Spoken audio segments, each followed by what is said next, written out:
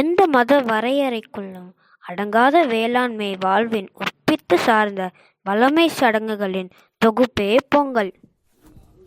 உழைக்கும் தமிழ் மக்கள் தாமே கண்டுணர்ந்து தமது உழைப்பிற்கு உதவிய இயற்கைக்கும் தம்மோடு சேர்ந்து உழைத்த கால்நடைகளுக்கும் தமது நன்றியையும் மகிழ்ச்சியையும் தெரிவிக்கும் விதமாக சர்க்கரை பொங்கல் படைத்து வழிபட்டனர். போகி பண்டிகை சூரிய நாட்காட்டின்படி தமிழ் ஆண்டின் மார்கழி மாதத்தின் கடைசி நாளன்று கொண்டாடப்படுகிறது.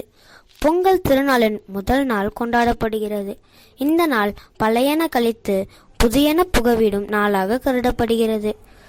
பழையவற்றையும் உபயோகமற்றவையும் விட்டெறியும் நாளாக கருதப்படுகிறது. தைப்பொங்கல் சங்க காலத்தில் அறுவடை காலத்தில் நல்ல மழை பெய்யவும் நாடு செழிக்கவும் பெண்கள் விரதத்தை கடைபிடித்தார்கள்.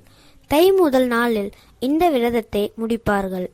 உழவர்கள் மழையின் உதவியால் ஆடி மாதம் முதல் உழைத்து சேர்த்த நெல்லை மார்கழியில் வீட்டிற்கு கொண்டு வந்து தமது உழைப்பின் பயனை நுகர தொடங்கும் நாளையே மாட்டுப்பொங்கல்.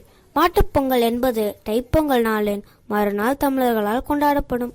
இது பட்டிப்பொங்கல் அல்லது கன்று பொங்கல் எனவும் அழைக்கப்படுகிறது. மக்களின் வாழ்வில் ஒன்றிய பசுவுக்கு நன்றி தெரிவிப்பதற்காகவும் பசுக்களுள் எல்லா தேவர்களும் இருப்பதாலும் பசுக்களை வணங்கி வழிபடும் நாளாக கொண்டாடப்படுகின்றன. இது பெண்களுக்கு முக்கியமான பண்டிகையாகும். பொங்கல் பானை வைக்கும்போது அதில் புது மஞ்சள் கொத்தினை கட்டி அதனை எடுத்து முதிய தீர்க்க சுமங்கலிகள் 5 கையில் கொடுத்து ஆசி பெற்று அதனை கல்லில் இழைத்து பாதத்திலும் முகத்திலும் பூசிக்கொள்வார்கள்.